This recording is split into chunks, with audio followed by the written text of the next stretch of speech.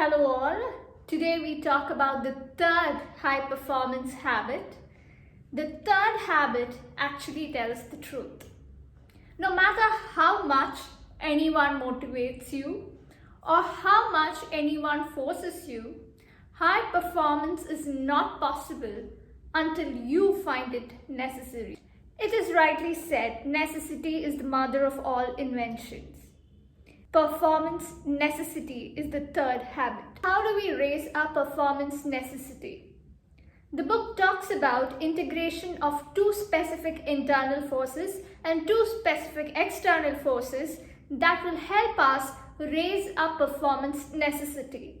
The two internal forces discussed are the personal commitment to excellence, which becomes a part of our identity. The second one is the obsession with the topic or the process. The external forces are the purpose and urgency.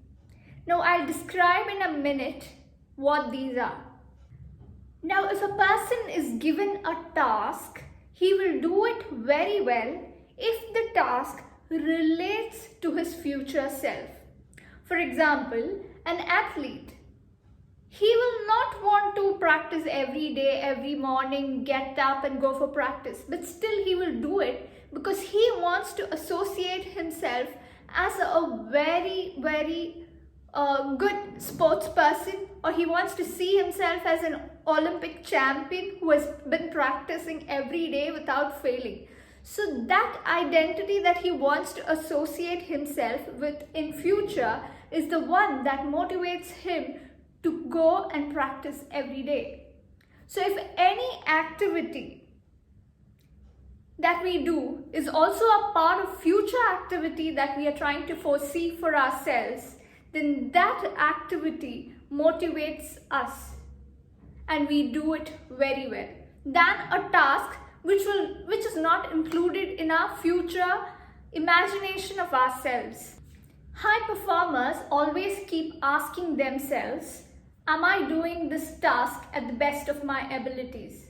If not, what should I do to improve myself? They keep observing themselves and monitoring their performance if they are doing their best.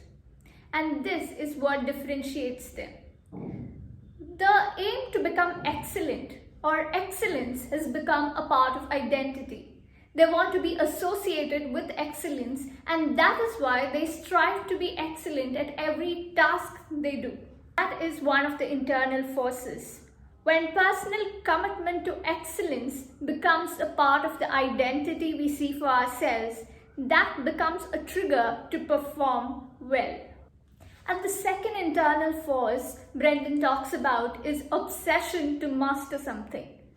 It is not just in this book, but I've heard great leaders say that is the obsession to do something wonderful that keeps them going every day. And this becomes a part of their identity. So both are interlinked. The obsession to make it the best. This is much higher than passion. It is when passion turns into an obsession, that is when it transcends into an identity. And the two external forces that are described in this book, I'll just brief about them, because one is the purpose. Purpose is when they know that someone is depending on them. There are expectations from them.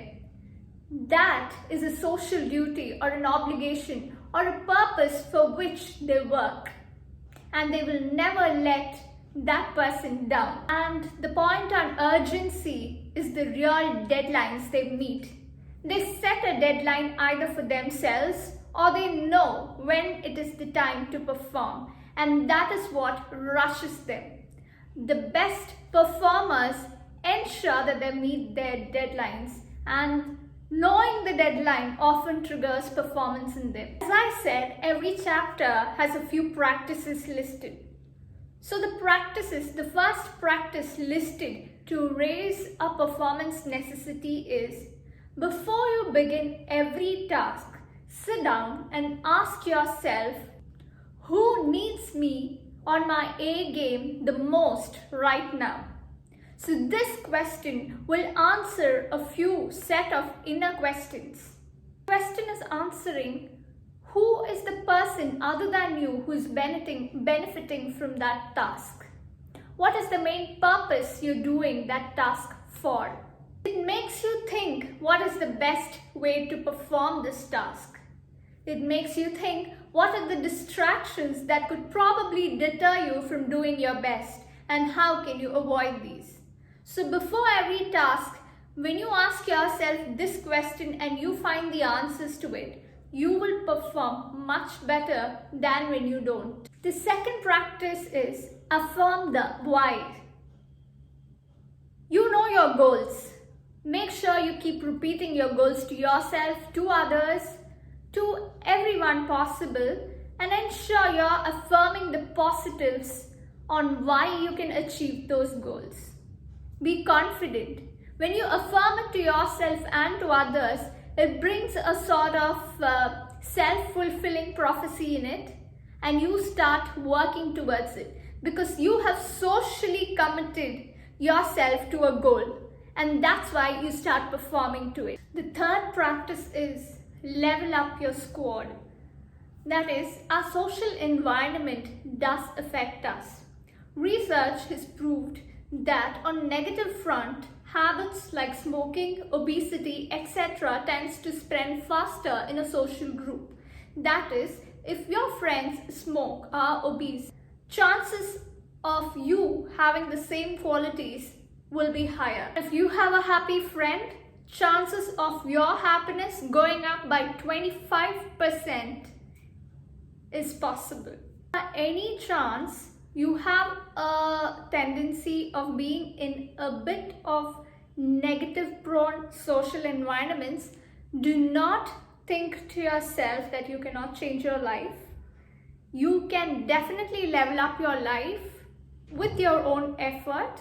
It just says that this makes your life easier. The social group supports you better. But if you don't have such a group, it's okay. You can still go ahead and make your life better with your own effort. Do not even plan to dump your existing social groups because those experiences can also make you mature. But it is advisable that you at least look for one person whom you can include in your social group that you think is much more happy and much more successful and you would like to be in their company. So that was the habit 3. How to raise the performance necessity in your life from the book High Performance Habits of Brendon Burchard.